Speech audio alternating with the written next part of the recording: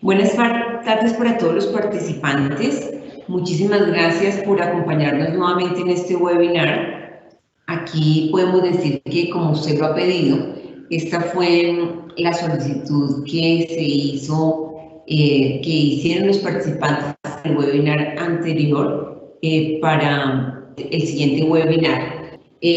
Bueno, entonces vamos a empezar con errores en las gráficas de Levi-Jennings. Las gráficas de Levi-Jennings, esta que vemos aquí a la izquierda, es la gráfica original que está en el artículo en la publicación de Levi-Jennings en 1950. Esta gráfica la vemos quienes tengan acceso al artículo y quienes quieran el artículo, con muchísimo gusto, los que estén participando en este webinar. Es como una reliquia, ¿no? Es como el artículo no se consigue tan fácilmente, pero a los que lo quieran, con muchísimo gusto lo podemos compartir.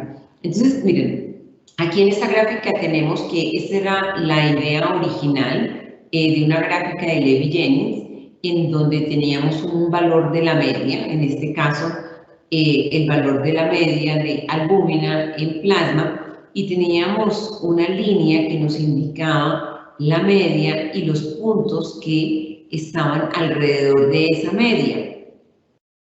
Esto es lo que teníamos nosotros acá, y acá en el eje X teníamos las mediciones que se encontraban. Esto es una gráfica de Levi-Jennings integrada con una gráfica de error total, es decir, es una gráfica integrada de control de calidad, de la cual vamos a hablar al final de esta presentación.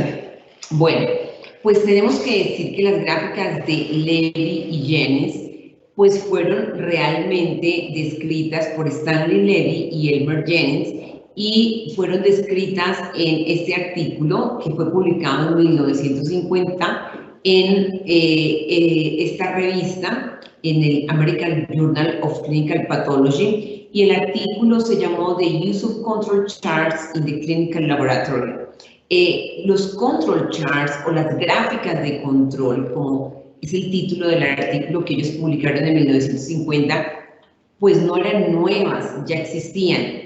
De hecho, Walter Shewhart en 1924 ya había desarrollado el concepto del control del proceso, y él había postulado esta técnica de los gráficos de control, sugiriendo técnicas estadísticas y gráficos de control basados en el valor medio de las muestras y en el rango de los valores, que ese es el concepto de las gráficas de Levi-Jennings. Entonces, para que lo tengamos en mente, las gráficas de Levi-Jennings fueron llamados originalmente gráficos de control. Y esos gráficos de control ya existían. Walter Shewhart en 1924 ya los había propuesto y ya se utilizaban en la industria.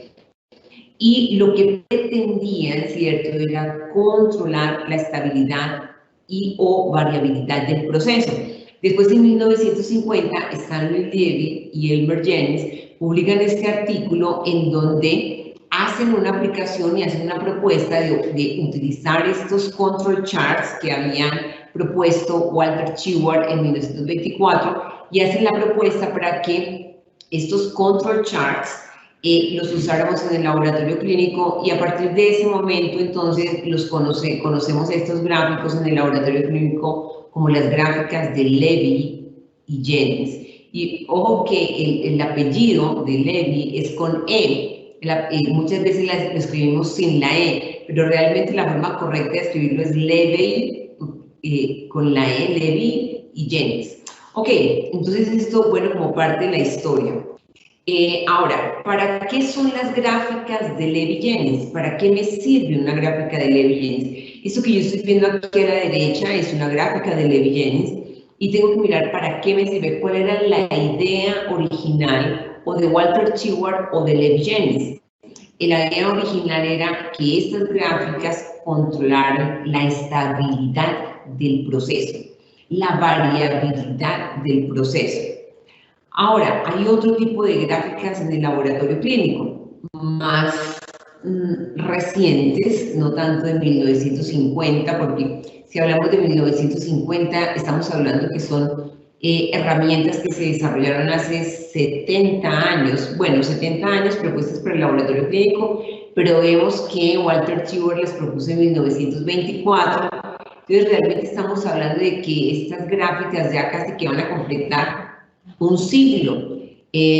Las gráficas de error total son un poco más recientes, más o menos de 1970, como 20 años después de la propuesta de Levi-Jennings, aparece como el concepto de error total y también aparece como el concepto de que también podemos hacer gráficas de error total. Las gráficas de error total, el objetivo de las gráficas de error total es controlar el desempeño del proceso, no tanto la estabilidad, sino el desempeño del proceso. Y yo quiero poner en las mentes de ustedes que no siempre la estabilidad garantiza un buen desempeño. Ok, y están las gráficas integradas de control de calidad. Una gráfica integrada de control de calidad tiene dos gráficas, una gráfica de Levi-Jennings, como la que vemos acá, y una gráfica de error total integradas. Y las gráficas integradas de control de calidad permiten controlar tanto la estabilidad del proceso como el desempeño del proceso. Bueno, vamos entonces a continuar con las gráficas de Levi-Jennings y recordar que las gráficas de Levi-Jennings tienen todo que ver con una distribución gaussiana. Nosotros en otros momentos hemos hablado de lo que es una distribución gaussiana, pues una distribución gaussiana es la gráfica que nos da una población de datos que tengan un comportamiento estadístico normal o una distribución de Gauss. Cuando yo tengo una población de datos que tiene este comportamiento estadístico, pues los datos se van a distribuir en esta forma, teniendo nosotros que el mayor porcentaje de datos se va a concentrar alrededor de la media y teniendo que entre -1 y +1 desviación estándar yo voy a tener aproximadamente el 68% de los datos, que entre -1,65 y +1,65 desviaciones estándar yo voy a tener aproximadamente el 90% de los datos y que entre -1,96 y +1,96, que es casi 2 desviaciones estándar, yo voy a tener aproximadamente el 95% de los datos. Pero aún después de +1,96 y por debajo de -1,96, yo espero tener aproximadamente un 5% de los datos, un 2.5 en la cola de la derecha y otro 2.5 en la cola de la izquierda. Entonces, cuando yo cojo esta distribución gaussiana y la coloco en forma horizontal, como lo estamos viendo acá, pues esto se me asemeja a una gráfica de Levi-Jennings. Esta es una gráfica de Levi-Jennings en donde aquí tengo la media y está acá mi distribución gaussiana y los datos se distribuyen acá entonces alrededor de la media. En esta zona verde que tengo acá y que me representa más o menos una desviación estándar, pues lo esperable es que yo tenga aproximadamente el 68% de los datos. Acá en la zona amarilla yo tengo de +2, de +1 a +2 desviaciones estándar. Y acá abajo de -1 a -2 desviaciones estándar. Entonces, yo espero tener entre +2 y -2 desviaciones estándar aproximadamente el 95% de los datos. Pero en un comportamiento gaussiano, en una distribución estadística normal, yo todavía esperaría tener algunos puntos por fuera de 2 desviaciones estándar o por fuera de -2 desviaciones estándar. ¿Cuántos? 5. La respuesta es 5. Yo entre -2 y +2 desviaciones estándar espero tener el 95% de los datos. Y entre +2 y +3 yo todavía espero tener algunos datos. Y entre -2 y -3 yo todavía espero tener algunos datos. Entonces tenemos que tener en la mente que esa es una distribución estadística normal o una distribución de Gauss.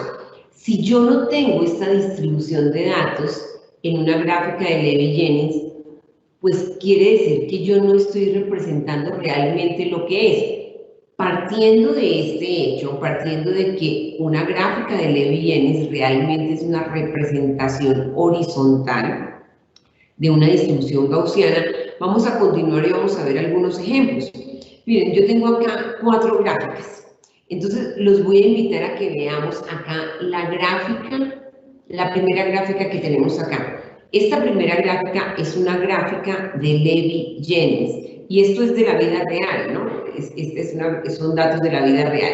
Yo que tengo acá en verde se está representando el rango de -1 a +1 desviaciones estándar. Aquí como con el color azul tenue me está representando de -1 a -2 desviaciones estándar. Aquí el de +1 a +2 desviaciones estándar. Y este color curva me está representando de de +2 a +3 desviaciones estándar. Y acá de -2 a +3 desviaciones estándar. Cuando ustedes ven esto, eso lo ve uno con frecuencia en los laboratorios, uno llega y ve esta gráfica. Y lo primero que uno debe mirar cuando ve esta gráfica, tiene que decir, esto no corresponde a una distribución estadística normal. ¿Por qué? Porque como ustedes pueden ver acá, yo tengo el 100% de los datos entre -1 y +1 desviación estándar. Y eso no es una distribución estadística normal. Entonces, tenemos que recordar que en una distribución estadística normal, entre +1 y -1 desviación estándar, yo solamente tengo el 68% de los datos. No tengo el 100% de los datos. Yo tengo en mi memoria algún colega que aprecio mucho que me decía, en mi laboratorio trabajamos también que el 100% de los datos está entre -1 y +1 desviación estándar. Eso no puede ser, ¿cierto? Porque no correspondería a una distribución estadística normal. Cuando nosotros vemos en el laboratorio clínico o en cualquier proceso, una distribución que corresponda a este gráfico, debemos entender que aquí hay algo errado, porque esto no corresponde a una distribución estadística normal, no corresponde a una distribución gaussiana. Este era el caso de mi amigo. Después, cuando ya yo hablaba con los profesionales del laboratorio clínico, ellos me explicaban que ellos no graficaban los datos que estaban por fuera de más o menos una desviación estándar. Claro, entonces no me estaban graficando todos, ¿sí? Entonces solamente me estaban graficando el 68% de los datos y por eso la gráfica de Levy-Jennings se veía así. Entonces yo diría, ese es un primer error, no graficar todos los datos, y aunque esta presentación se llama errores frecuentes en el uso de las gráficas de Levy-Jennings, yo les voy a invitar a que ustedes los vayan anotando. Un error frecuente en el uso de las gráficas de Levy-Jennings es que los laboratorios o cualquiera que vaya a usar la herramienta, un error es que no grafican todos los datos. Ese es uno de los errores más frecuentes. Voy a pedir aquí que me ayuden a escribir esos errores más frecuentes. Entonces es como que hacen desaparecer los datos. Como que los malos no los ponemos acá, o los que pienso que son malos, porque tener datos entre +1 y +2 no es un dato malo, entre -1 y -2 no es un dato malo. Entonces, ese es un error frecuente, que esconden los datos. O a veces, por temor de repente a ser juzgados, dejan los datos que están entre -2 y +2, pero no grafican los datos que están entre +2 y +3, o los datos que están entre -2 o -3. Entonces, por eso puede ser que yo vea una distribución de este tipo, una gráfica de este tipo, porque no grafico todos los datos. Ahora, ¿y por qué no grafico todos los datos? Porque pienso que eso está mal.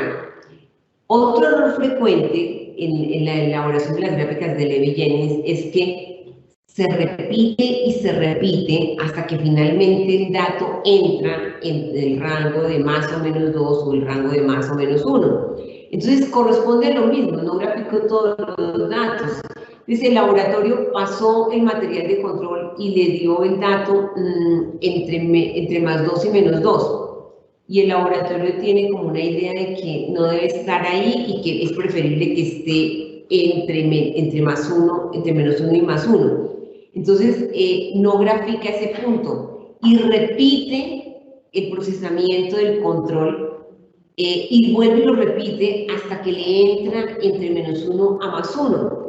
Entonces, obviamente, solamente grafica el que ya le dio entre menos 1 más 1 y los otros que le habían dado por fuera de menos 1 más 1 ya no las grafica. Claro, obviamente por probabilidades, si yo repito y repito, pues lo más probable, tengo el 68% de probabilidades que los datos me van a dar entre menos 1 y más 1. Si un dato si el otro 32% me da por fuera de esto, y yo repito y repito hasta que me da esto, y adicional no grafico los que me dan entre más 2 y menos 2, o por fuera de más 2 o por fuera de menos 2, pues entonces yo sí seguramente tendré un comportamiento gaussiano, pero no le estoy mostrando, ni siquiera a mí mismo me estoy mostrando todos los datos que corresponden.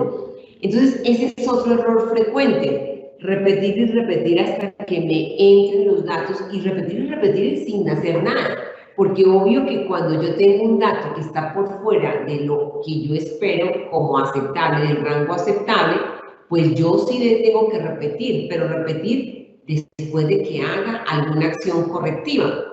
A veces el laboratorio repite y repite hasta que, ¡pum!, ¿cierto? Por efectos del azar, vuelve y encuentra que el dato entra dentro del rango que el laboratorio considera que es adecuado.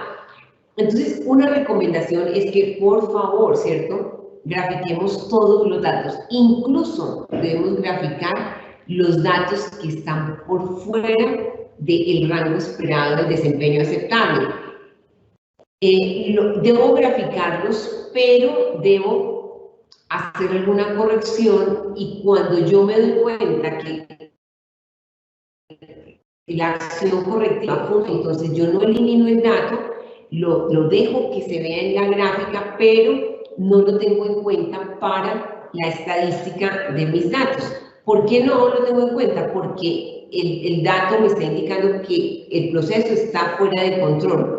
Yo tengo que ir y hacer las acciones correctivas y volver a controlar cuando el proceso esté bajo control. Ok, ahora les quiero contar que las 4 gráficas que tenemos en esta diapositiva tienen exactamente los mismos datos. Un poco las diferencias van a depender de los criterios que yo tengo para hacer la gráfica. Entonces, en esta gráfica nosotros hemos graficado con los datos del inserto. Enseñan a los estudiantes que las gráficas de Levi-Jennings se deben construir con los datos del inserto. Cuando yo construyo la gráfica de Levi-Jennings con los datos del inserto, pues puedo obtener situaciones como esta.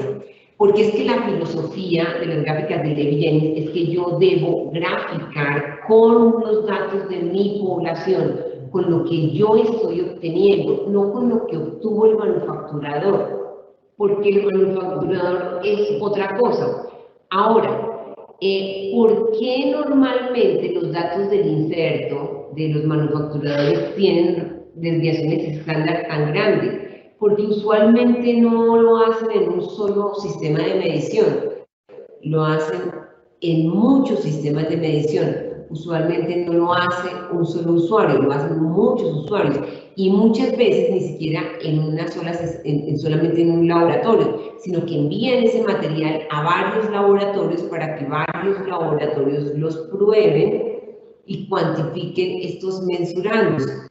Y después recolectan todos los datos. Entonces la variabilidad que viene del inserto siempre debería ser mucho más grande que la variabilidad que yo obtengo en mi laboratorio.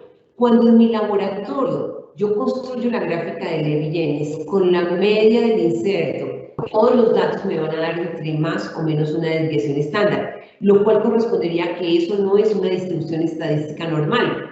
No es que mis datos no tengan ese comportamiento de distribución estadística normal, es que yo estoy graficando sobre la distribución de otro laboratorio, así el otro laboratorio sea el manufacturador.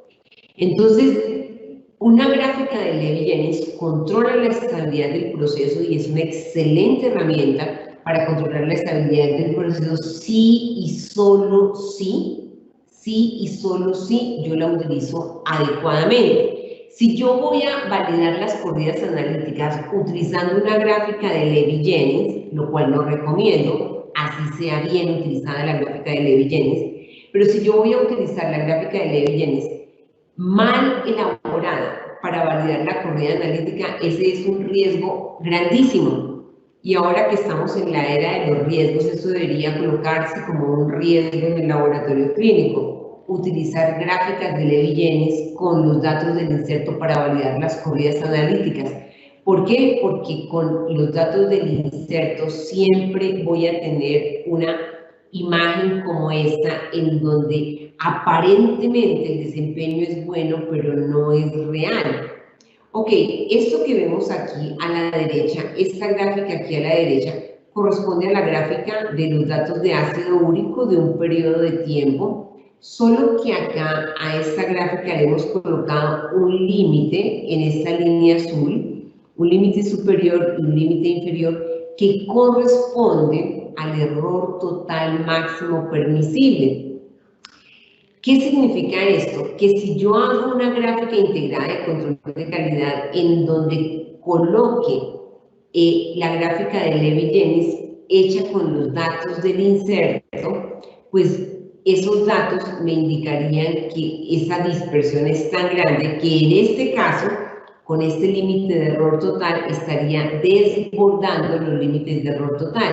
Si el laboratorio espera cuando obtenga puntos aquí en la segunda desviación estándar y se puede quedar tranquilo porque puede decir, me entra entre menos 2 a más 2, pero podría estar desbordando los límites del error total máximo permisible. Entonces, vemos que acá la media es 4.76, acá también es 4.76 y la distancia entre la media y la primera desviación estándar es 0.23 igual que acá, menos una desviación estándar es 4.53 igual que acá. ¿Qué diferencia hay entre estas dos gráficas? La única diferencia es que acá no estoy graficando los límites analíticos de desempeño, así estoy graficando los límites analíticos de desempeño. Ahora, en esta gráfica de Levi-Jennings, si ustedes observan un poquito, son exactamente los mismos datos, pero acá yo ya no veo que todo está entre más o menos una desviación estándar. ¿Por qué? Porque aquí estoy graficando con los datos del laboratorio como debe ser, como tiene que ser. Yo debo hacer una gráfica de Levi-Jennings, pero no construirla con los datos del manufacturador. Yo debo hacer una gráfica de Levi-Jennings con mis propios datos, con mi realidad. Entonces, en este caso, la media fue de 4.75 y la desviación estándar de 0.06, muchísimo más pequeña que lo que venía en el inserto. Es normal. En el inserto siempre los rangos van a ser muy grandes. Por eso es que no me sirve. Porque esa es otra razón adicional, ¿no? No me sirve porque la esencia de una gráfica de Levi-Jennings es que yo grafique sobre los datos de la población que estoy estudiando, no que grafique mis datos sobre el comportamiento de otra población. Así no sirve. Entonces aquí nosotros podemos observar que la desviación estándar es mucho más pequeña y esta es la media 4.75 y la desviación estándar de acumulados de 6, 8 meses. Y acá, en esta gráfica de la derecha inferior, tengo yo los mismos puntos, si ustedes ven bien, son los mismos puntos, solo que acá la gráfica está con... Esta gráfica que tengo acá. Esta de los datos acumulados de 30 días. Aquí la gráfica está con la desviación estándar de 0.04 y la media de 4.75. Entonces yo puedo dejar la media acumulada y seguir graficando ahí aún a pesar de que yo puedo ver en esta gráfica que aquí en la parte de arriba, acá claramente, algunos datos estuvieron más arriba y que aquí la media no pudo ser esta. La media se desplazó acá. O yo puedo estar ajustando la media cada 30 días o puedo trabajar con una media autoajustable. Eso también lo permiten algunos programas de algunos software de control de calidad. Miren que esta es la realidad para el ácido úrico. Yo tengo una media de 4.76, que es esta que estoy representando como con color púrpura. Y tengo una desviación estándar de 0.23 que me muestra esta dispersión tan grande que me está mostrando aquí esta distribución púrpura. Aquí tengo en rojo la distribución gaussiana para una media de 4.74 y una desviación estándar de 0.06. Y en la distribución azul tengo la representación gráfica de una distribución con una media de 4.75, pero una desviación estándar mucho más pequeña, de 0.04. Por eso vemos que aquí se ve más estilizada esta distribución gaussiana. Pues miren que, de acuerdo a como yo coloque los datos acá, si yo los coloco acá, o acá, o acá, o acá, pues el criterio de validación va a cambiar. Porque si yo realmente grafico sobre esta distribución en azul, que sería lo más correcto, distribuir representar los datos que estoy obteniendo en una gráfica actual con mi media de 30 días y mi desviación estándar de 30 días. Yo no recomiendo tanto que lo hagamos con los datos acumulados, porque es que cuando yo acumulo los datos, en enero pude haber tenido un comportamiento que la media se me subió, se me bajó, y realmente cuando yo grafico contra los datos acumulados, pues podría estar teniendo una apreciación gráfica que no me ayuda. Tampoco definitivamente graficar sobre los datos del inserto porque es un error. Eso es un error, graficar mis datos en la distribución de otra población. Eso es un error. Veamos acá otro caso de albúmina. Acá tenemos albúmina. Y la albúmina, acá tenemos que la albúmina, en esta primera gráfica tenemos una gráfica de Levi-Jennings, en donde tenemos en verde la representación de -1 a +1 de desviación estándar. Y acá lo que nosotros podemos ver es que otra vez, como en el caso del ácido úrico, yo tengo todos los datos, el 100% de los datos los tengo entre -1 y +1 desviación estándar. Eso ya dijimos que eso no es una cosa normal, o sea, yo cuando veo esto, y muchas veces uno va a los laboratorios clínicos y ve que esto estos son el tipo de gráficas que se encuentran. Este tipo de gráficas de Levi-Jennings no me sirve ni siquiera para controlar la estabilidad del proceso.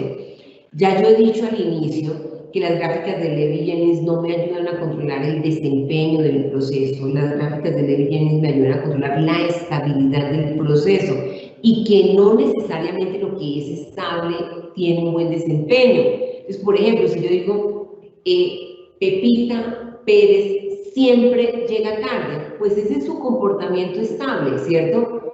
Ella establemente es incumplida, ella siempre es incumplida, pero eso no quiere decir que porque ella siempre tenga ese comportamiento, ese sea el comportamiento adecuado.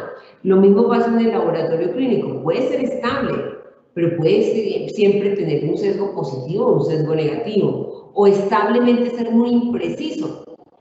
Entonces, ser estable no significa buen desempeño. Claro, podríamos decir es preferible ser estable que inestable, pero lo que quiero que quede en las mentes de todos es que la estabilidad no necesariamente significa buen desempeño. Aquí en esta gráfica, nosotros vemos esta gráfica y esta gráfica fue construida con los datos del inserto, media de 4.32 y desviación estándar de 0.23. Por eso las desviaciones estándar aquí son grandes y el efecto que me produce que yo grafique contra los datos del inserto es que los rangos van a ser muy grandes. Entonces en esos rangos tan grandes todo entra y siempre voy a tener, entre comillas, un buen desempeño a mis ojos, así el desempeño sea malo. Entonces estas gráficas son un riesgo absoluto en el laboratorio clínico, porque si yo tengo una desviación estándar en mi gráfica muy grande, yo no voy a hacer, esta herramienta no me sirve para detectar inestabilidades del proceso. No estoy diciendo que me sirva para controlar el desempeño, es que ni siquiera me sirve para controlar la estabilidad del proceso. Una gráfica de Levy-Jennings que yo haya construido con los datos del inserto ni siquiera me sirve para controlar la estabilidad del proceso. Ahora, si el producto de esta gráfica es el producto de esconder los datos que estaban por fuera de más o menos 1 o los datos que estaban por fuera de más o menos 2, pues tampoco me sirve para controlar la estabilidad del proceso. Para lograr el objetivo que tiene una gráfica de Levy-Jennings, es controlar la estabilidad del proceso, yo tengo que, 1, construir la gráfica con mis propios datos y 2, graficar el 100% de los datos. No me sirve si estoy escondiendo el 32% o el 20% de los datos. Lo que vemos aquí a la derecha nuevamente es exactamente la misma gráfica, es exactamente los mismos datos, solo que he colocado los límites, las líneas de los límites del error total máximo permisible. Yo tengo acá más el error total máximo permisible menos el error total máximo permisible. Entonces yo puedo ver acá que, igual que en el caso de la diapositiva anterior de ácido úrico, yo puedo ver que si mi criterio fuera que el comportamiento, en este caso, fuera de acuerdo a los datos del inserto, pues estaría desbordando los límites de este error total máximo permisible. Obviamente hablamos en el webinar pasado de límites analíticos de desempeño o analytical performance specification, pues hay que determinar de dónde saco las especificaciones analíticas de desempeño. Ahora, aquí en esta gráfica lo que tenemos es la gráfica con una media de 4.28 y una desviación estándar de 0.07 que corresponde a los datos acumulados. Son exactamente los mismos datos, pero aquí ya podemos ver que, bueno, esto ya se parece a una gráfica de Levy-Jennings, en donde sí yo tengo el mayor porcentaje de los datos, yo los tengo entre menos 1 a más 1, pero sí tengo datos entre más 2 y entre más 1 y más 2, y entre menos 1 y más 2, e incluso tengo algunos datos que están entre menos 2, por fuera de menos 2 desviaciones estándar, lo cual es esperable. Yo espero que de cada 100 datos, solo el 95% de los datos estén entre más o menos 2 desviaciones estándar. Y por cada 100 datos yo debo tener 5 datos que están por fuera de más o menos 2 desviaciones estándar. Ese es un comportamiento estadístico normal. Ahora, aquí en esta gráfica, yo estoy graficando con una media de 4.24, esa sería los últimos, y con una desviación estándar de 0.06. Entonces la gráfica luce un poco diferente. Vemos, son los mismos datos, pero yo puedo ver claramente que acá tengo una desviación estándar más pequeña, la media se bajó un poco, aquí tenía una media de 4.28 y acá tengo una media de 4.24. Eso implica, cuando yo hago una gráfica integrada de control de calidad, coloco la gráfica de Levy-Jennings metida dentro de la gráfica de error total, eso implica que yo acá me voy acercando al límite de error total, al límite inferior del error total. Entonces, obviamente, combinar la gráfica de Levy-Jennings con la gráfica de error total es una excelente herramienta para controlar las dos cosas, tanto la estabilidad del proceso como el desempeño de la prueba. Acá yo puedo ver las tres gráficas y podemos volver a ver que cuando yo grafico, cuando yo tengo una gráfica de Levi-Jennings construida con los valores del inserto, yo tengo que pensar que casi en todos los casos voy a tener una dispersión muy grande y que si yo pongo mis datos en una gráfica construida con los datos del inserto, siempre me va a entrar todo, porque los rangos son muy amplios. Y acá igual tenemos en rojo y en azul las otras dos distribuciones. Obviamente, si yo tomo esta gráfica, voy a hacer el ejercicio acá, si yo tomo esta gráfica, la coloco acá en forma horizontal, que es lo que hacemos cuando construimos una gráfica de Levi-Jennings, pues yo me puedo dar cuenta que en efecto, cuando yo coloco mis datos, en los datos del inserto, si fuese en este caso, pues me van a entrar muchísimos más puntos. Si yo pongo un punto por acá y los voy,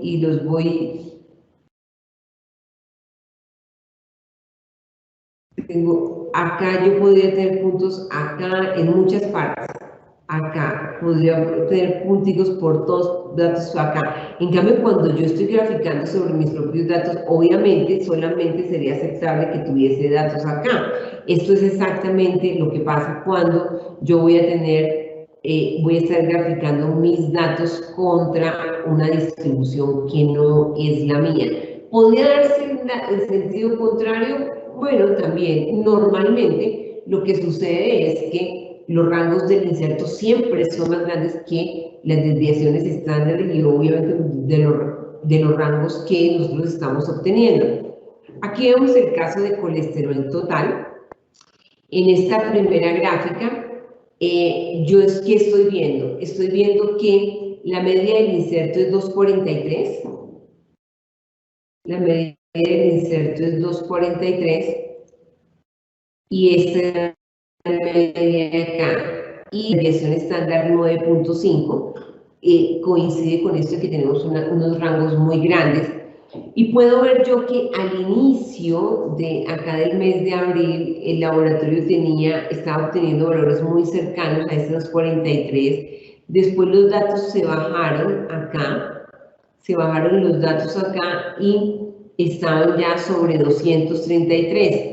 Seguramente en ese caso el laboratorio, si tuviera una herramienta como esta para validar las corridas analíticas, podría decir, estoy en menos una desviación estándar, pero sigo estando entre más o menos 2 o más o menos 3 y no tomara ninguna acción para corregir este sesgo, ¿cierto? Ahora, acá vemos exactamente los mismos datos, solamente que otra vez hemos colocado acá el límite del error total máximo permisible en este color azulito, acá y acá. Ahora, fíjense, es la distribución estadística de este comportamiento. Acá nosotros tenemos, que tengo aquí a la derecha, es con los datos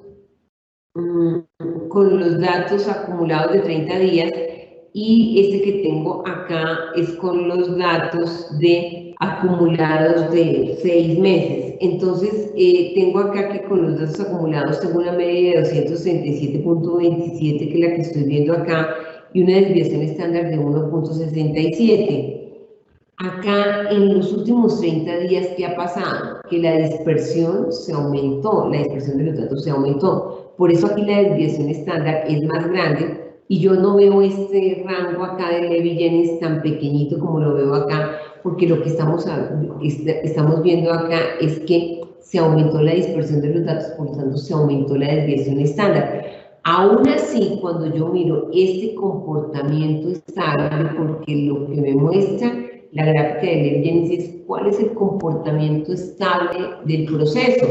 yo veo que se sigue teniendo un muy buen margen con respecto al error total máximo permisible. Es decir, que acá yo puedo decir si inicié así, con los valores un poco más altos, pero ahora los valores están más bajitos, y frente a este límite de error total máximo permisible, todavía yo tendría una distancia para moverme bastante amplia.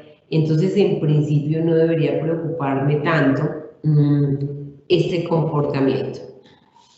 Pero vemos claramente que una serían las decisiones que yo tomo si valido solo con gráficas de Levi-Jennings, y otras muy distintas si grafico contra gráficas si valido contra gráficas de error total. ¿Y cómo utilizo las gráficas de error total? Porque en este caso, esto es una gráfica de error total, pero fíjense que aquí esta gráfica de error total está construida en forma incorrecta, porque la gráfica de Levi-Jennings originalmente está errada. La gráfica de Levi-Jennings se está construyendo con los datos del inserto, y ese es uno de los errores frecuentes que se cometen en los laboratorios clínicos. Construir las gráficas de Levi-Jennings con los datos del manufacturador. Muchas veces los sistemas de medición tienen un software de control de calidad, y a veces los mismos colegas de las casas manufacturadoras les dicen que programen esas gráficas con los valores del inserto, y los colegas profesionales del laboratorio clínico lo hacen, obteniendo algo como esto. Y así, con esta herramienta es un riesgo absoluto validar con gráficas de Levi-Jennings y con los datos del inserto, porque estos rangos son tan amplios que siempre todo me va a entrar.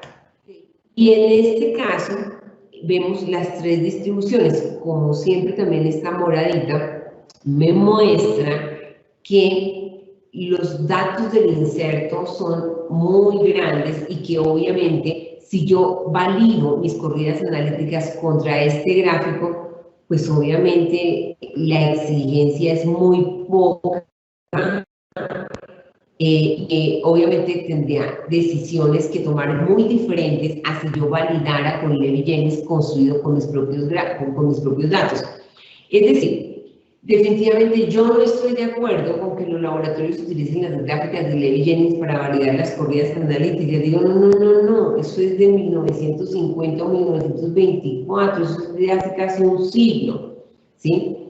Las gráficas de Levi-Jennings tienen una gran utilidad, pero no son la herramienta para validar las corridas analíticas cuando se usan sólidas. Yo casi que el mensaje que yo diría es: paremos, stop, paremos de validar las corridas analíticas con gráficas de Levi-Jennings. El riesgo de validar corridas analíticas con gráficas de Levi-Jennings para la seguridad del paciente es muy grande, porque puedo estar validando corridas analíticas con resultados erróneos. Y definitivamente, si va a usar gráficas de Levi-Jennings para validar las corridas analíticas y construye las gráficas de Levi-Jennings con los datos del inserto, ahí sí que el riesgo es enorme. Ahí el riesgo es enorme.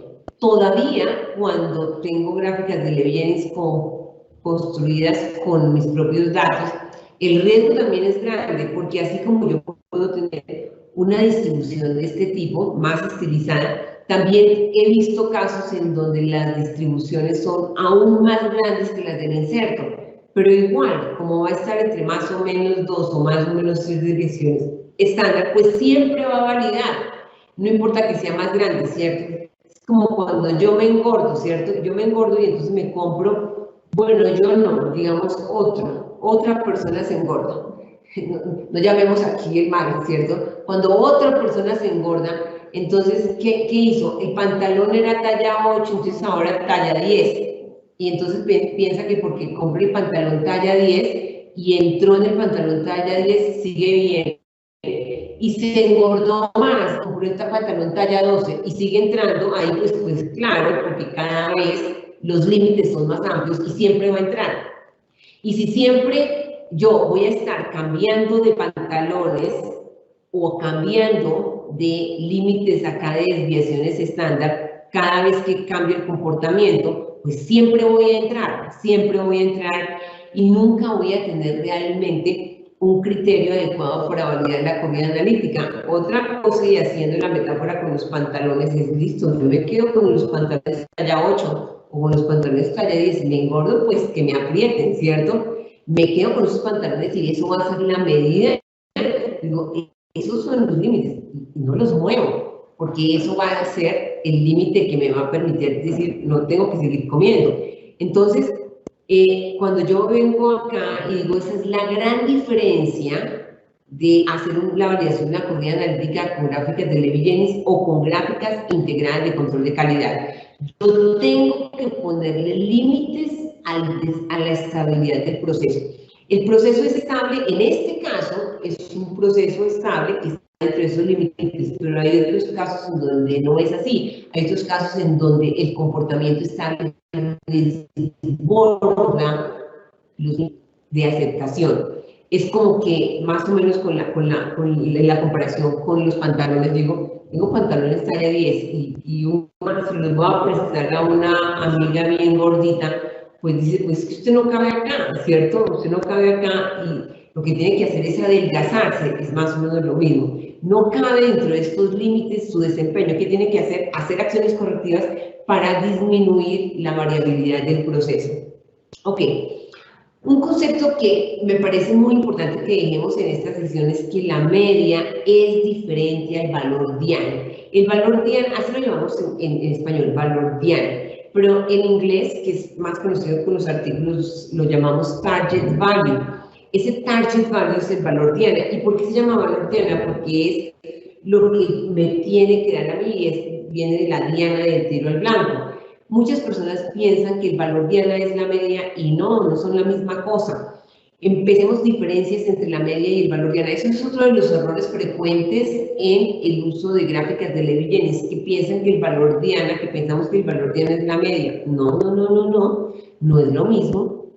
El valor diana es el valor que me tiene que dar. El valor diana no debe cambiar a menos que cambie el lote del material de control de calidad, a menos que cambie la formulación de la prueba. El valor diana yo no lo estoy cambiando mes tras mes. La media siempre va a cambiar. La media siempre va a cambiar. No es posible que un laboratorio tenga una gráfica de Levi-Jennings en donde la media no haya cambiado en 12 meses. Eso no es real. Que yo no se la ajuste en mi gráfico, eso es otra cosa. Pero las pruebas en el laboratorio clínico son dinámicas, están cambiando. Yo no tengo la misma media en enero que en febrero, ni en febrero que en abril, o en junio, en julio. La media va cambiando, sube, baja. Y yo debo estar cambiando y actualizando esa media en mi gráfica de Levi-Jennings y obviamente en mi gráfica integrada de control de calidad. Si yo esa media no la cambio, la gráfica que yo estoy obteniendo no va a ser una gráfica real, porque me va a estar mostrando una gráfica con una media que era la que yo tenía en enero, y entonces en consecuencia de los datos yo los voy a ver con un aparente sesgo que de repente no es un sesgo. Entonces, este es uno de los errores también frecuentes en las gráficas de Levi-Jennings, pensar que el valor diana es la media. No. El valor diana no debe cambiar, sino en periodos largos de tiempo. Y la media, sí, la media cambia todos los meses y todos los ciclos de control. Igual que las desviaciones estándar cambian todos los meses o todos los ciclos de control. No es posible que yo tenga la misma desviación estándar igual todos los meses durante 5, 7, 8, 12, 14 meses, ¿no? La desviación estándar cambia y la media también. Es lo esperable porque las pruebas son dinámicas. De forma contraria, el valor diana nunca debe cambiar durante la misma vida del lote o durante las mismas condiciones de la formulación de la prueba. Ok, entonces, un concepto que les había dado hace unas diapositivas, las gráficas de Levi-Jennings son excelentes para controlar la estabilidad del proceso, pero ojo que estabilidad no significa veracidad, no porque sea estable quiere decir que eso está bien, establemente siempre ha estado mal, establemente siempre ha tomado mucho, siempre ha sido alcohólico, establemente siempre ha sido impuntual, establemente siempre ha sido irresponsable, ¿cierto? Estabilidad no significa buen desempeño. Ok.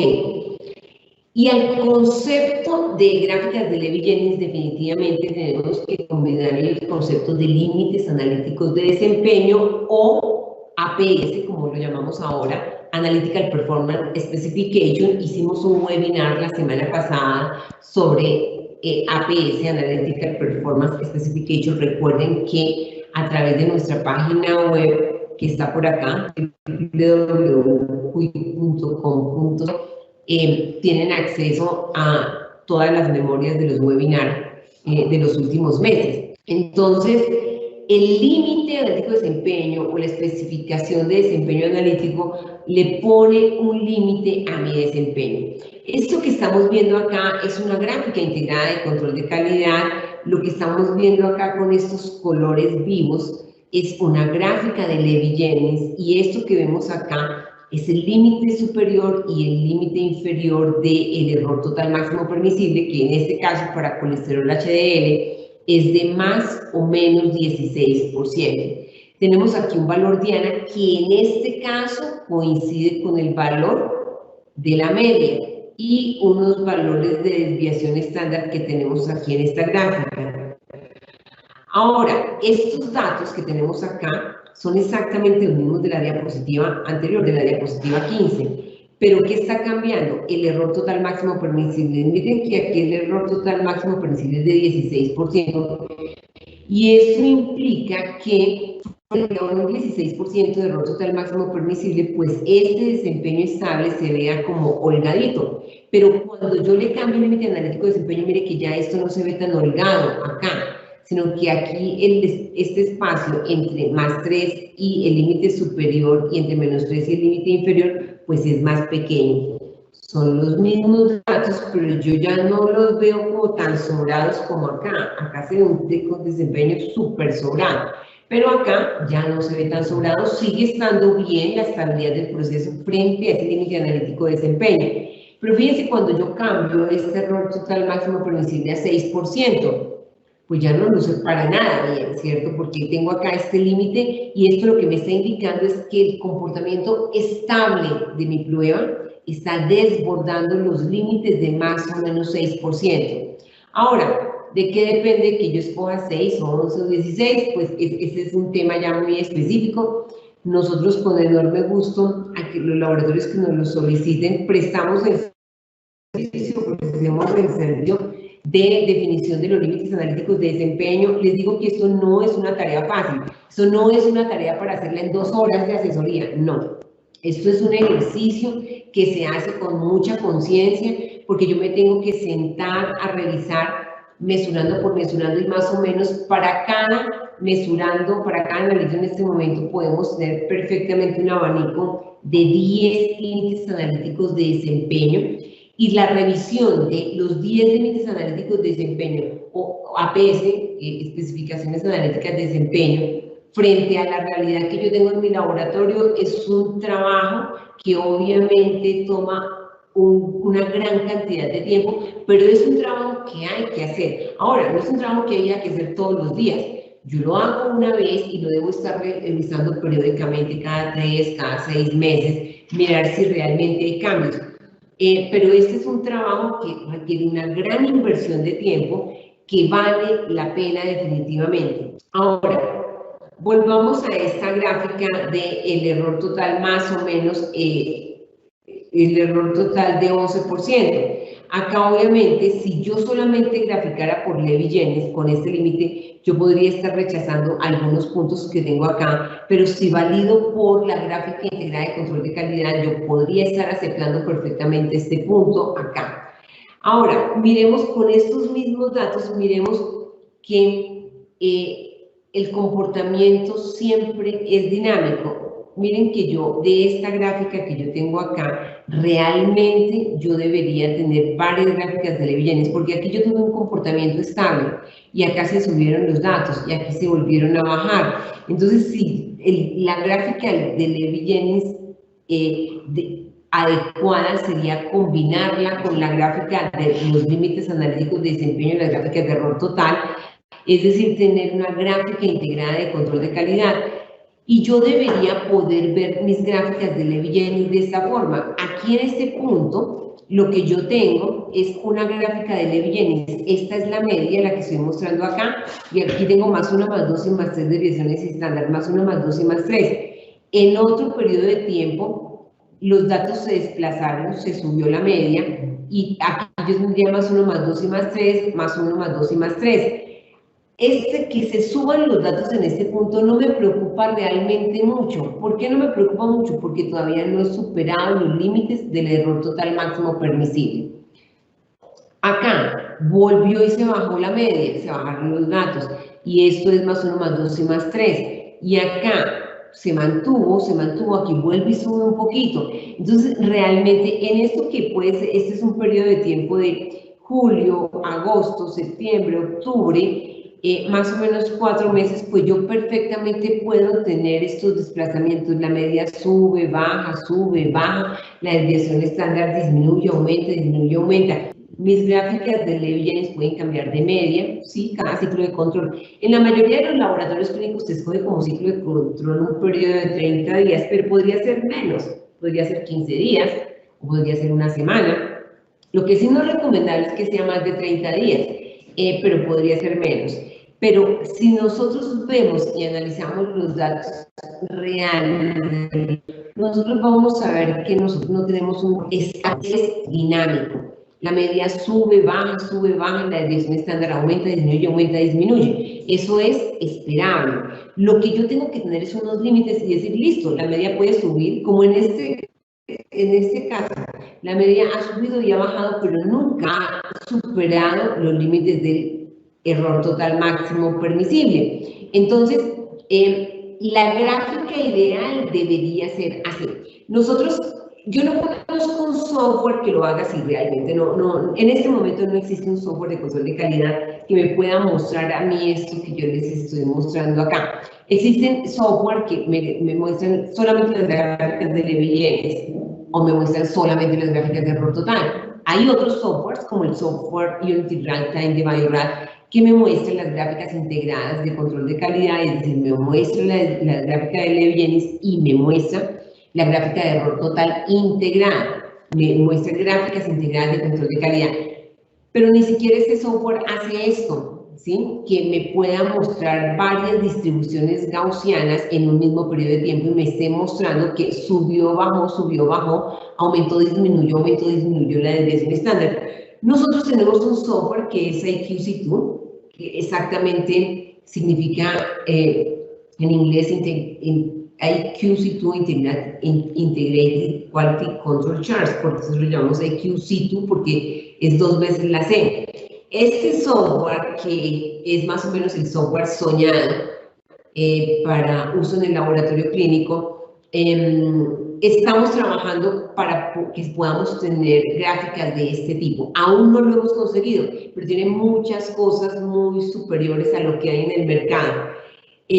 Bueno, pues aquí entonces los dejo ya con esta gráfica integrada ideal, en donde, como vemos, pudiera mostrar las gráficas, las distribuciones gaussianas. Los invito a que puedan conocer nuestro software de IQC2, gráficas integradas de control de calidad, Integrated Graphs Control Chart. Bueno, ok, aquí hay una pregunta de un colega, Víctor. ¿Cuál es la recomendación para establecer la media de desviación en el caso de hematología? Claro, sabemos que obviamente los materiales de control de calidad de hematología, por la condición del material, pues nos pueden ser estables entre 90 y 120 días. Yo digo que es la misma recomendación. Construir mi media y mi desviación estándar con mis propios datos. Yo sé y soy absolutamente consciente que los materiales de control de calidad de hematología tienen una vida media más pequeña y que algunos manufacturadores solamente nos dan materiales para 30 días, pero realmente sí hay en el mercado materiales que pueden tener 90 hasta 100 días. Entonces, ahí es muy clave eso, ¿cierto? Que yo realmente luche por conseguir un material de control de calidad con la mayor estabilidad posible. Esto es fundamental porque lo adecuado es que yo construya mi propia media.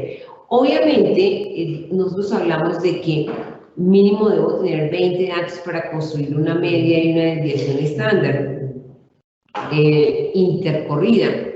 Y yo sé que con 20 datos aún puede que haga interpretaciones erróneas, porque con 20 datos todavía hay un rango de error de que esa sea la media y la desviación estándar de mis datos. Es decir, entre más datos tenga, pues muy mejor. Pero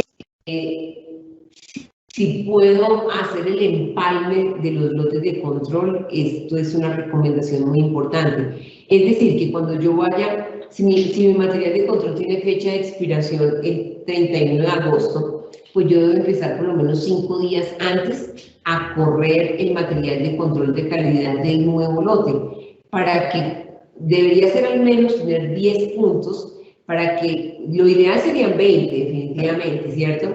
Pero con hematología, obviamente, pensando en esto, entre más datos yo pueda tener, pues mucho mejor, para que cuando se me agote ya el lote anterior, yo ya tenga unos datos del lote nuevo y que por lo menos tenga unos 10 datos y que pueda tener una media temporal mientras que complete los 20 datos y ya tener una media y una desviación estándar definitiva. Ok, dice, otra pregunta acá, dice, ¿cuántos puntos se debe correr con mis datos para establecer la media de desviación estándar? Mínimo 20 es lo recomendable, ¿no? Mínimo 20. Menos datos no hacen tan confiable la media y la desviación estándar, ¿no? Como en el caso que estábamos hablando de hematología. Ahora, ¿hay algo perfecto? Pues no, ¿cierto? Debo aproximarme a lo ideal, pero a veces no se puede, ¿no? A veces no se puede, entonces tengo que buscar alternativas. Otra pregunta acá es, ¿cuál es la principal razón de por qué en el inserto los rangos se presenten más altos? Yo lo comenté ahora durante la presentación, es que efectivamente los manufacturadores no obtienen los rangos que ponen los insertos de un solo laboratorio, ni siquiera en un solo equipo. Nosotros trabajamos con Biorad y he tenido el placer enorme de visitar en varias ocasiones la planta de producción de los materiales de control de calidad de Biorad. Y en los laboratorios de prueba no hay un equipo, hay 10 equipos que están corriendo y validando un lote. Pero adicional, eso es cuando se hace la validación in-house en la manufactura. Pero la práctica más usual es que el manufacturador del control de calidad manda el lote a Roche, a Siemens, a Biosystem, a Ortoclinical, los lotes para que sean evaluados, y la valoración usualmente no es de control de calidad. La valoración usualmente la da el manufacturador de los reactivos. Esa es una forma de hacerlo. Otra forma es que mandan el material a laboratorios que son beta-site, laboratorios que están contratados para eso. Entonces, los datos que vienen del inserto, pues no son los datos de un solo laboratorio y de un solo usuario, como es la realidad de nuestros laboratorios. Por supuesto que tener los datos de varios sistemas de medición y de varios laboratorios y de varios usuarios, pues obviamente que le va a imprimir mayor dispersión a los datos. Es exactamente lo mismo que cuando el laboratorio trabaja en 3 turnos. Y ustedes pueden observar perfectamente que si un laboratorio tiene un turno de la mañana, de la tarde y de la noche, la dispersión de los datos es mucho mayor que si el laboratorio solamente tiene un usuario, que es en la mañana. Es exactamente lo mismo, pero pues multiplicado en mayor escala. Si utilizo mis datos, ¿cuál sería el valor diana? Hay otra pregunta acá. El valor diana, bueno, bien podríamos hacer otro webinar sobre cuáles son las estrategias para determinar el valor diana, porque el valor diana se debe establecer cuando yo empiezo a trabajar con un nuevo sistema de medición y con un nuevo material de control de calidad, con un nuevo lote de material de control de calidad. Entonces, el valor diana son mis datos, son los datos que yo obtengo cuando mi sistema de medición es estable. No se vale que cuando me están instalando el sistema de medición, lo estoy validando y está todo desbaratado y que no se ha ajustado todavía, que entonces empiece a recoger los datos y que ese vaya a ser mi valor diana. No, primero mi sistema debe ser estable, primero el usuario, los usuarios, porque lo adecuado es que el valor diana lo obtenga un solo usuario, lo adecuado es que lo obtengan varios usuarios. Cuando el sistema de medición esté estable, cuando los usuarios estén bien familiarizados con el sistema de medición, tal y lo dice la EP15, ¿cierto? Tiene que haber un periodo de familiarización con el sistema de medición. En ese momento, entonces, yo empiezo a recolectar 20 datos intercorrida, no me sirven el mismo día, intercorrida, y cuando yo tenga esos 20 datos, ese debe ser mi valor diana. ¿Qué otra pregunta? Cuando se fija la media y la desviación estándar inicial, supongamos que se mantiene el lote de control reactivo por 6 meses. ¿Se debe estar ajustando la media y la desviación estándar cada mes o se debe dejar la media y la desviación estándar inicial? Apreciado Víctor, yo pienso que se debe ajustar cada ciclo de control. Es un error dejar esa media fija durante 6 meses porque eso no es real, la media no es fija. Entonces yo debo hacer que mi gráfica de Levy sea lo más parecido a la realidad que yo estoy viviendo. Muchas veces nosotros vemos en la gráfica que entonces la media está arriba y los datos están aquí abajo. Y yo puedo ver pues que mi media no es esta aquí arriba, que mi media está acá, que mi media estuvo ahí, como tal cual lo veíamos ya. Dejé de compartir la presentación, pero voy a volver a compartir la presentación para mirar estas preguntas acá. Entonces, quisiera como hacer énfasis en eso. Yo no cambio las medias se cambian solas. La desviación estándar yo no la cambio, ellas se cambian solitas porque es que las pruebas son dinámicas. Lo que yo tengo que hacer es actualizar los datos de mi gráfica. Entonces yo pienso que aquí la recomendación es actualice la información de su gráfica de Levy-Jennings. Ese sería otro error frecuente en las gráficas de Levy-Jennings, que no actualizan la información de la media y la desviación estándar. Así, no actualizar la información de la media y la desviación estándar. Acá tenemos otra pregunta que dice, en el caso de química seca, Vitros o Fuji, cuando cambian los lotes de los slides se observan desplazamientos desde las gráficas de control. ¿Cuál es su recomendación en cuanto a la asignación de la nueva media y la desviación estándar al observar esos desplazamientos? Yo tengo que decir que yo trabajé con Orthoclinical Diagnostics cuando era Johnson & Johnson, ¿cierto? Y tengo que comentar que soy absolutamente consciente que con Orthoclinical Diagnostics, con Vitros, no conozco tanto el sistema Fuji, pero tenemos cambios de generación frecuentes y que vemos que realmente con el cambio de generación hay un cambio en la media y en la desviación estándar. ¿Cuál es la bondad que tiene este sistema? Que la variabilidad es tan pequeña. Normalmente estos sistemas tienen una dispersión tan pequeña de los datos que a pesar de que cambie la media, ¿cierto? Sube, baja, realmente no impacta mucho frente al error total. Particularmente, lo que yo considero adecuado es que nosotros no deberíamos hacer una nueva gráfica por cada cambio de generación.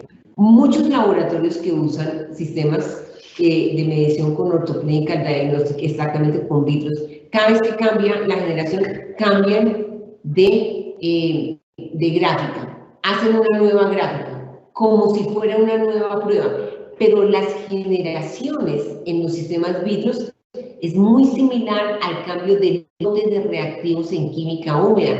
Yo no abro una nueva gráfica de Levy-Jennings cada vez que cambio el lote de reactivos. En la misma forma, yo no debería abrir una nueva gráfica cada vez que cambio la generación de la prueba. Entonces, particularmente digo, yo trabajo con los sistemas vitros, yo le pongo una anotación en la gráfica y digo, cambiamos de lote de generación, igual que debo colocar en química húmeda, cada vez que cambio de lote de reactivos, hago la anotación, hice un cambio de lote de reactivos, y uno puede ver, obviamente, ¿cierto?, que con el cambio de lote de reactivos, obviamente subió o bajó la media, pero desde que se mantenga dentro de los límites del error total o de la especificación de desempeño analítico que estableció el laboratorio, no debería preocuparme. Tenemos otra pregunta acá que dice, en el caso de analitos como albúmina, que cada vez que se cambia el lote reactivo, alrededor de cada 3 meses los datos se desplazan de más 2 a más 3 desviaciones estándar o de menos 2 a menos 3 desviaciones estándar de inmediato, ¿cómo se establece el valor de la media y cómo justifico este comportamiento ante una auditoría? Esa es la realidad, ¿cierto? Es decir, que por eso es tan importante que usemos las gráficas integradas de control de calidad. La gráfica de Levy-Jennings, la media se puede subir más o menos 2 desviaciones estándar, pero si yo he logrado controlar la dispersión de las pruebas de tal forma que ese desplazamiento no alcance a superar las colas de la distribución. Voy a mirar un poco, me voy a volver por aquí una gráfica como para explicar esto. Es decir, si yo tengo este comportamiento acá, entonces se bajó en esta gráfica, acá, a ver, yo la muestro acá. Si acá se me baja 2 desviaciones estándar acá y tengo este límite analítico de desempeño y se ha establecido adecuadamente, pues a mí no me debe preocupar que se desplacen 2 o 3 desviaciones estándar, porque tengo una reproducibilidad tan buena que realmente me permite validar la corrida. Pero si yo tengo una situación como esta, en donde este desplazamiento, aquí, primero que todo, aquí no aguanta nada, ¿cierto? Pues porque acá ya el comportamiento estable está desbordando los límites del error total. Entonces, no es porque se me desplace. Acá, por ejemplo, yo tengo este caso, tengo aquí esta media, se subió acá. Este sería más o menos el caso de la pregunta. Yo tengo esta media acá, y acá se desplazó 2 desviaciones estándar, pero todavía está muy lejos del error total máximo permisible. Luego yo puedo aceptar este comportamiento siempre y cuando yo mantenga una dispersión de datos que me permita tener esta libertad y este espacio para moverme con respecto al error total. Entonces, esta es una situación. En esta situación yo puedo permitir que mi media se mueva 1 o 2 desviaciones estándar. Y es que no puedo permitir, no es exactamente que yo lo pueda permitir, es que eso sucede. Si yo lo veo en la realidad, eso sucede. Lo que pasa es que hay muchos laboratorios que solamente utilizan gráficas de Levy-Jennings y no usan gráficas integradas de control de calidad. Entonces ven esta realidad y entonces pues no ven cómo se comportan frente a un límite analítico de desempeño. O hay otros laboratorios que cuando están en esta situación, entonces cambian otra gráfica y solamente ven estos datos. Entonces cambian la media acá y solamente no ven el histórico. Uno siempre debe ver el histórico. No debo ver solo los datos del momento, sino que tengo que ver cuál ha sido el comportamiento histórico de la prueba. Ok. Ok, aquí hay otra pregunta que dice, cuando mantengo un comportamiento por encima o por debajo de la media, más o menos 2 desviaciones estándar, ¿en qué momento aplicar una acción correctiva? La acción correctiva la debo aplicar cuando yo supere el error sistemático crítico. En esta ocasión no hablamos de error sistemático crítico, pero el error sistemático crítico es el número de desviaciones estándar máximo que se puede sesgar mi prueba antes de que las colas de la distribución superen los límites de el error total máximo permisible. Es decir, por ejemplo, en este caso que estamos viendo aquí en la pantalla, acá yo tengo un sesgo de 2 desviaciones estándar con respecto a esta media, pero está lejos de llegar, de que esta distribución, las colas de la distribución, si yo hiciera acá, si yo insertara aquí un gráfico, no es que dibuje yo muy bien, pero Si yo insertara aquí un gráfico más o menos de evidence, yo digo, aún en esta situación, en donde tengo este sesgo acá, donde tengo, todavía esta colita está lejos de superar el error total máximo permisible. Entonces no me debo preocupar. Pero si yo tengo un comportamiento como, busquemos por acá un ejemplo, como este, pues acá, pues no puedo permitir que se mueva nada, porque el comportamiento estable está desbordando. Entonces, ¿de qué depende que yo acepte o no un sesgo de más o menos dos desviaciones estándar? De la comparación de mi comportamiento estable comparado con los límites analíticos de desempeño. Si yo estoy sobrada, y eso obviamente tiene una correlación con la métrica sigma, entonces yo podría expresarlo de otra forma. Si yo tengo una métrica sigma de 6, como por ejemplo es la métrica sigma de esta gráfica, de este comportamiento, con una métrica sigma de 6 o 7 o 8, si la prueba tiene una métrica sigma de 8, 6, 7, yo puedo permitir un sesgo de una desviación estándar porque no voy a superar el error total máximo permisible. Pero si mi métrica sigma es de 4 o 3, como por ejemplo puede ser, acá la métrica sigma es de 2.2, cuando mi métrica sigma es de 2.2, no me puedo mover, no puedo aceptar ningún desplazamiento, o sea no es que no es que no pueda aceptar, no es que me toca es que disminuirlo, ¿cierto? Me toca es encogerme, porque no me puedo desplazar hacia ninguna parte porque el comportamiento no me lo permite. Eso es más o menos, si yo vuelvo al ejemplo del pantalón, ¿sí? Si el pantalón ya no me apunta el botón, ¿y cuánto más me puede engordar? Pues nada, lo que tienes que adelgazar, ¿cierto? Lo que tienes que adelgazar. Pero si el pantalón me queda un poquito delgado, me puedo comer otro heladito. Yo, bueno, sí, ¿cierto? En cambio, si me queda apretado, me puedo comer otro heladito, pues no. Lo que tienes que hacer ayuno permanente, ¿no? Bueno, acá tenemos otra pregunta. Dice, pero si los rangos del insertos no son convenientes en tu ejercicio, yo casi que voy a copiar esta pregunta acá, para que la podamos ver y analizar, y la comparto con ustedes.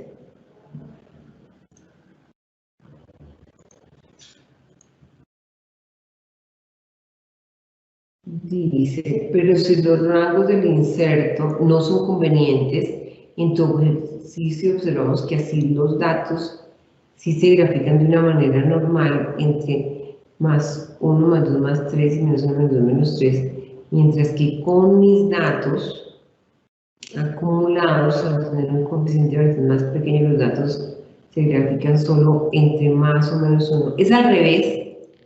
Es al revés, voy a llevarme esta pregunta acá, es al revés.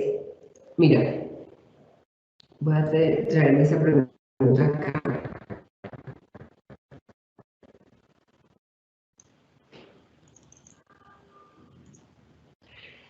Dice, los rangos del inserto no son convenientes, entonces observamos que así los datos si se grafican de una manera normal entre las más o menos 3 desviaciones estándar, mientras que con mis datos acumulados al tener un CV más pequeño los datos se grafican solo en menos 1 y más 1, no, mira, estos que están entre más 1 y menos 1, esto que estoy mostrando acá y que voy a poner acá con un marquito rojo, estos son los del inserto, mira, estos son 476, 476, desviación estándar de 0.23 y desviación estándar de 0.23. Este que estoy colocando acá son los datos del inserto y son los que se grafican entre más y menos una desviación estándar precisamente por eso, porque no son mis datos, ¿sí? En cambio, mira, esta es la gráfica con mis datos y si yo hago un ejercicio acá y te muestro exactamente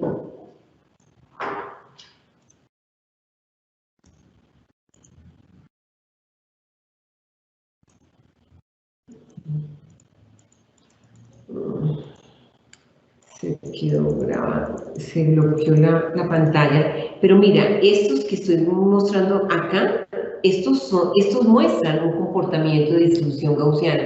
Iba a traer este cuadrito por acá, pero se quedó bloqueada la pantalla. Es al revés. Aquí, entonces, clarifico, estos que están acá son los datos graficados con la medida de la desviación estándar del inserto, que es lo que me dice que está entre -1 y +1. En cambio, cuando los grafico con mis datos acumulados, ya sea de 30 días o de más días, pues fíjate que sí puedo ver un comportamiento de alrededor de más o menos 2 y 3 desviaciones estándar. Bueno, vamos a ver, tenemos más preguntas, guapo. ¿Cómo creo una gráfica de un analito nuevo que por primera vez se implementa en un laboratorio? Yo lo primero que tengo que hacer es una verificación del método. La verificación del método, nosotros particularmente recomendamos que se haga con los lineamientos de la EP15, que en general son tener 5 mediciones durante 5 días, es decir, para completar 25 mediciones. Para al menos 2 niveles de concentración. Con esas 25, después que yo hago la verificación del método, ya estoy listo para empezar a recoger mis 20 datos. Entonces, aquí la respuesta es, cuando ya haga la verificación de mi sistema de medición, ya estoy listo para empezar a recoger mis primeros 20 datos. Eso es lo ideal. Lo que pasa es que a veces en los laboratorios tenemos prisa y no hacemos las cosas como con el rigor que deberíamos hacerlos, y eso del afán no queda sin el cansancio, esto es real. Bueno, tenemos acá, aquí ya teníamos cuál es la forma correcta de construir las gráficas cuando tengo un nuevo lote. Sí, aquí está la pregunta.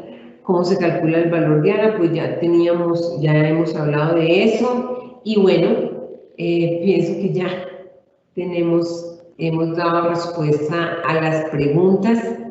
Muchísimas gracias nuevamente a todos los participantes. Les recordamos para que lo puedan compartir con otros colegas que pues esta sesión de webinar, igual que las otras que hemos tenido durante estos webinars de pandemia, que definitivamente a pesar de que la pandemia se suspenda, yo creo que va a ser una buena estrategia de educación continuada y de compartir con colegas y con amigos pensamientos y opiniones. Vamos a continuar con este ciclo de webinars.